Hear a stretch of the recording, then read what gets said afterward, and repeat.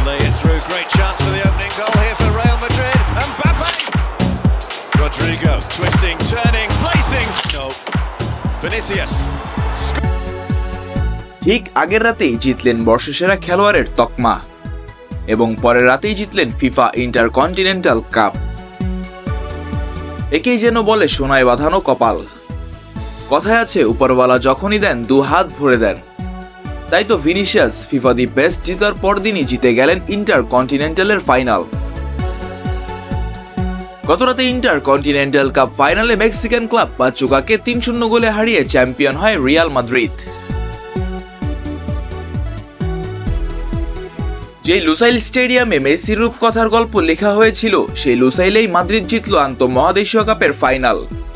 যেই লুসাইল থেকে চুয়োমিনি এমবাপ্পেরা ফিরেছিল কান্নাঝরা চোখ নিয়ে, সেই লুসাইলেই এমবাপ্পে চুয়োমিনিরা করল কাপ হাতে নিয়ে উল্লাস। বিধাতা কখনো ফিরিয়ে দেন না, তার উজ্জ্বল দৃষ্টান্ত দেখা গিয়েছে গত রাতেই মাদ্রিদ বনাম পাচুকা ম্যাচে।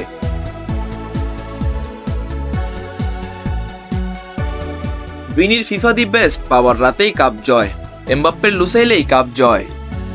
কোনো এক টুর্নামেন্টের ফাইনালে রদ্রিগোর গোল, এই জন্য স্বপ্নের আভিজাত্যের সমারোহ। ধুমধুমার ফাইনাল, যা হবার তাই হয়েছিল। অনেকেই স্কোর কার্ড দেখে মনে করবে একেবারে একঘেয়েমি একটা রেজাল্ট। তবে যারা সরাসরি দেখেছেন ম্যাচটি, তারা বলতে পারবেন কতটা প্রতিযোগিতাপূর্ণ ম্যাচ হয়েছে এটি।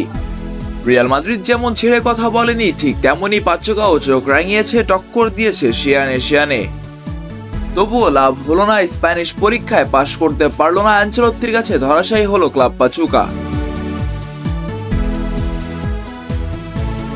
2025-এর জুনে অনুষ্ঠিত হবে ফিফা ক্লাব বিশ্বকাপ 2025। মার্কিন মুলুকে 68 বছর ঠিক 7 মাস আগে অনুষ্ঠিত হয়ে গেল ফিফা ইন্টারকন্টিনেন্টাল কাপ, যা আন্তঃমহাদেশীয় একটি টুর্নামেন্ট।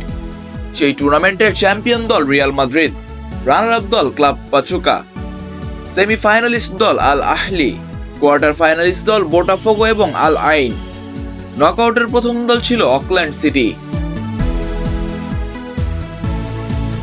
নকআউট ম্যাচে অকল্যান্ড সিটিকে 6-2 গোলে বিধ্বস্ত করে দিয়ে কোয়ার্টারে যায় আল আহলি এফসি।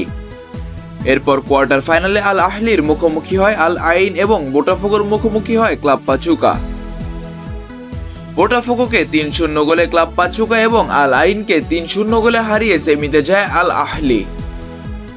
সেমিফাইনালে পাচুকার মুখোমুখি হয় আল আহলি। মূল সময়ের খেলা গোলশূন্য ড্র হলেও পেনাল্টি শুটআউটে আল আহলিকে 6-5 গোলে হারিয়ে ফাইনালে রিয়াল মাদ্রিদের সঙ্গী হয় মেক্সিকান এই ক্লাবটি। Mizanur Rasik, team sports.